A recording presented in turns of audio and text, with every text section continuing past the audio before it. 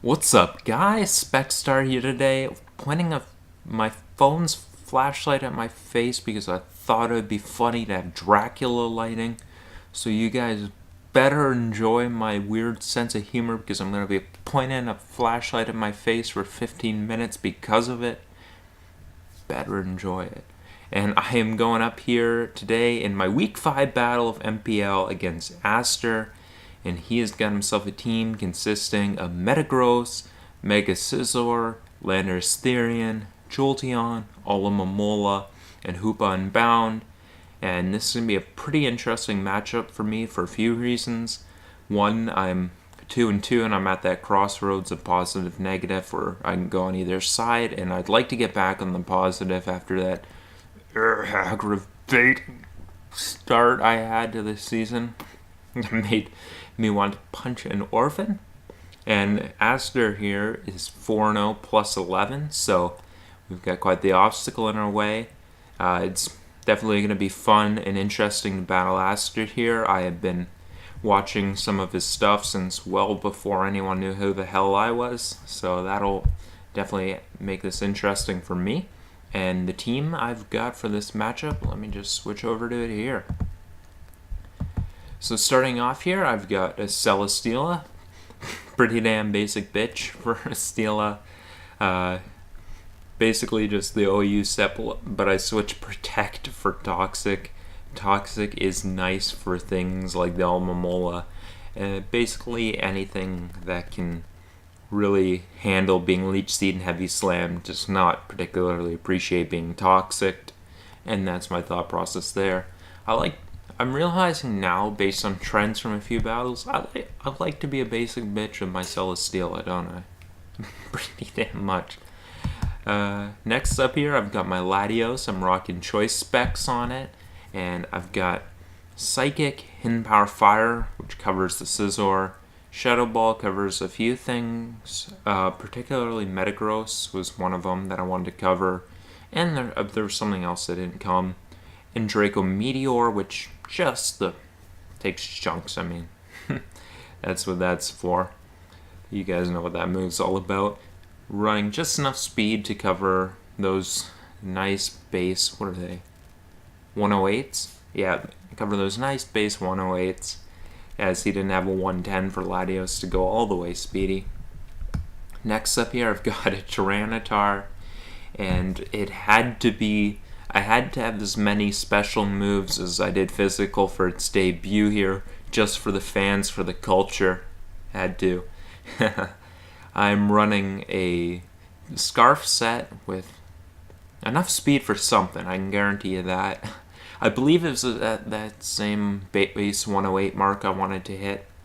I've got Pursuit, which in particular is for Hoopa, in case it is scarfed and locked in Hyperspace Fury. That's how I can make sure I can get rid of that Pokemon, which I put quite a bit of concern in my team building about Hoopa Unbound. That Pokemon was pretty annoying for me to deal with.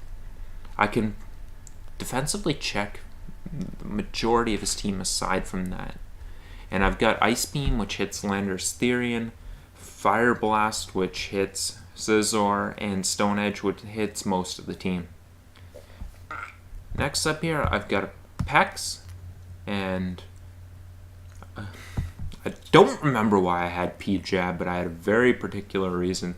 There was something oh man, I got that investment. I gotta remember why I had it, because I invested in my attack too.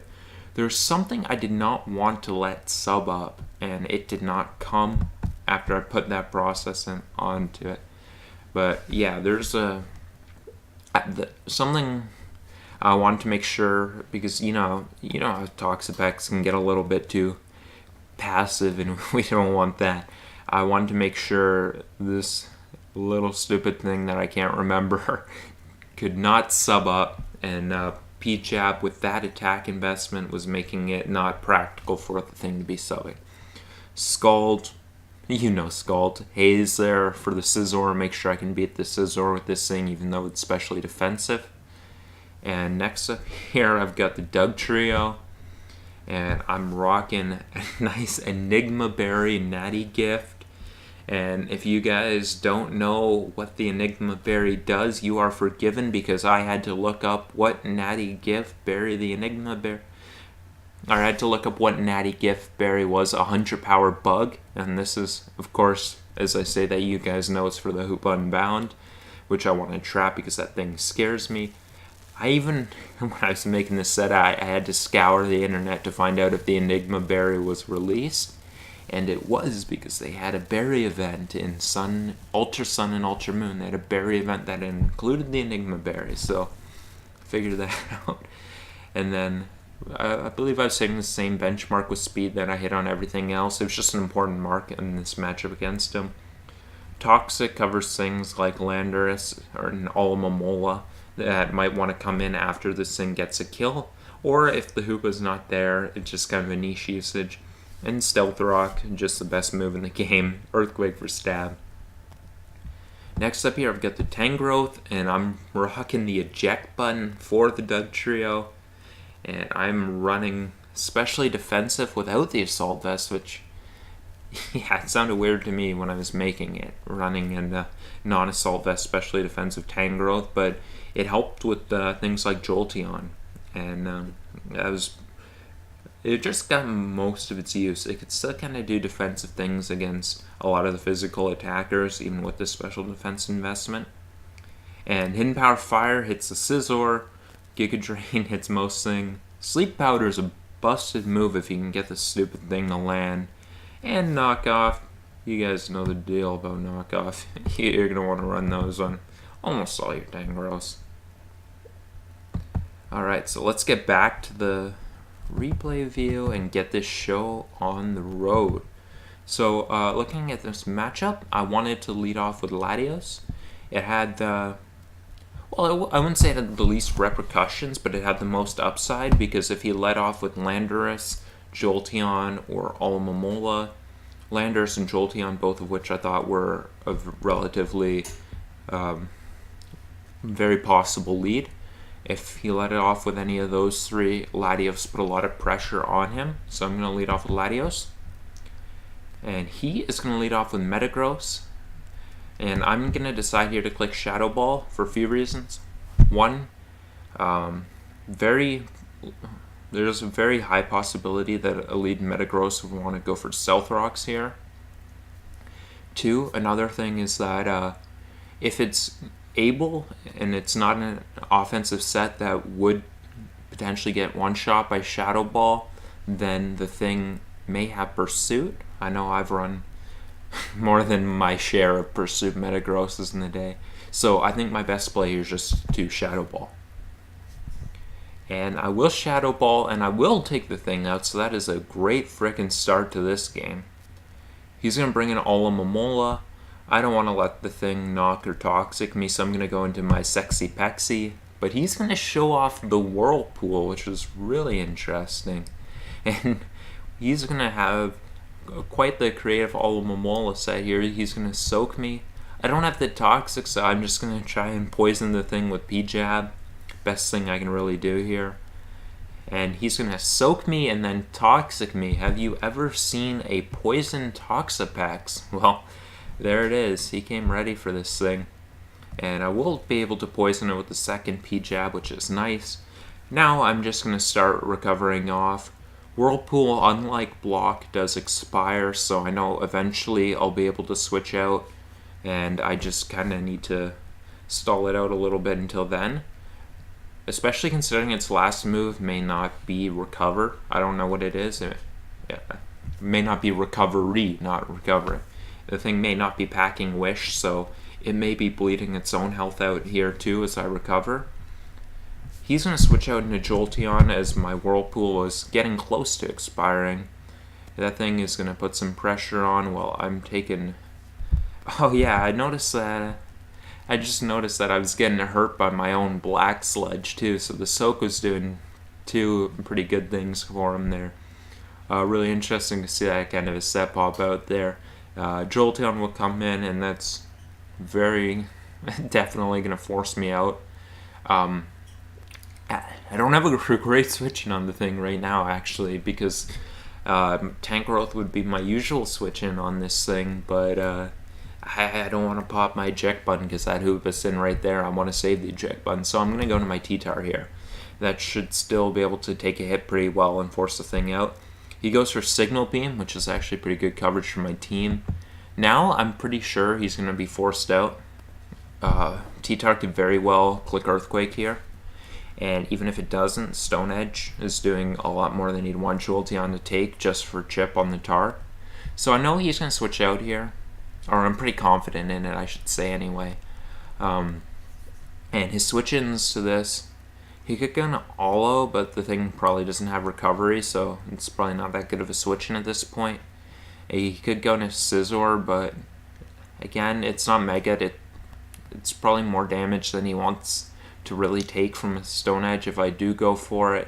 And the pressure it puts on isn't that good back on me. So I think he's going to go Landorus, and I am so sure he's going to go Landorus that I'm just going to click my Ice Beam here.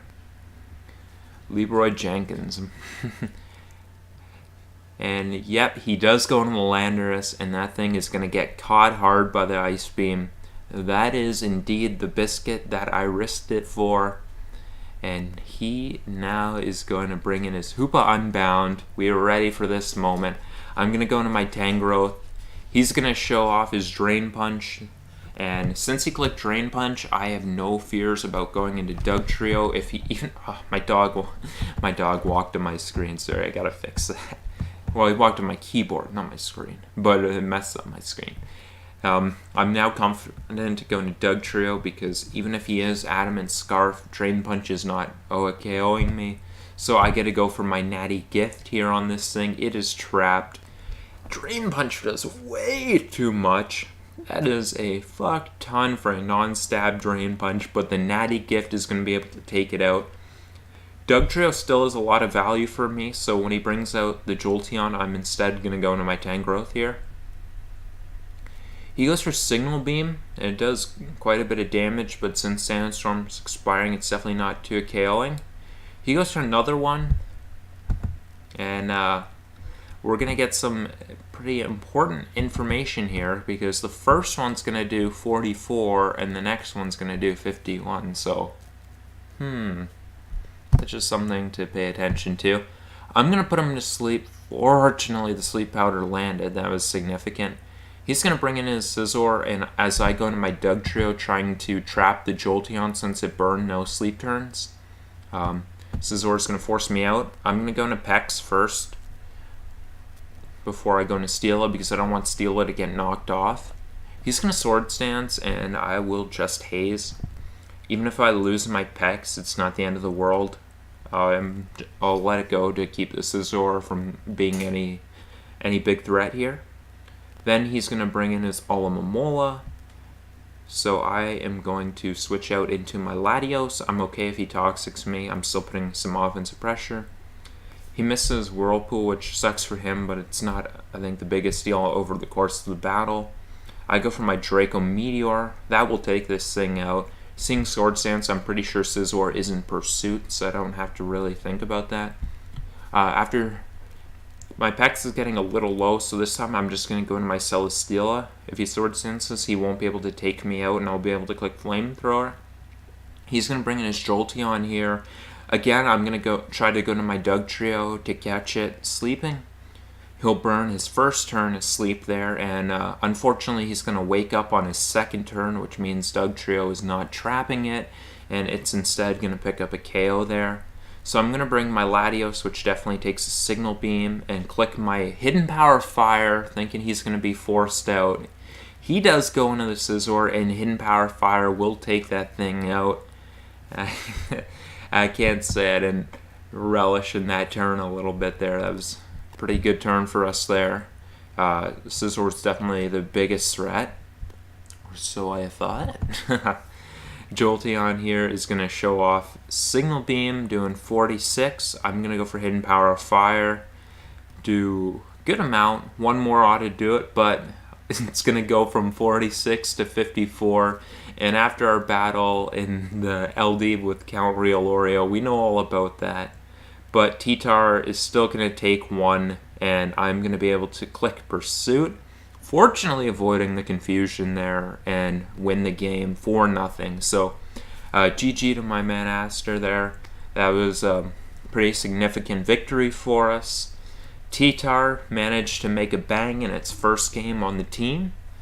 Looking like a good addition so far, but we got quite a bit of season left, so we'll see how that goes. Oh, did my Dracula lighting get too low? There you go. I don't know if that's Dracula, but that's some kind of weird, creepy lighting. So that's going to be it for this video, and I want to thank you guys for watching. We're going to move on to 3 and 2 plus 2. 3 and 2 plus 2, yep. For the first time on the positive side of things. And I want to thank you guys for watching. Have yourselves a good night.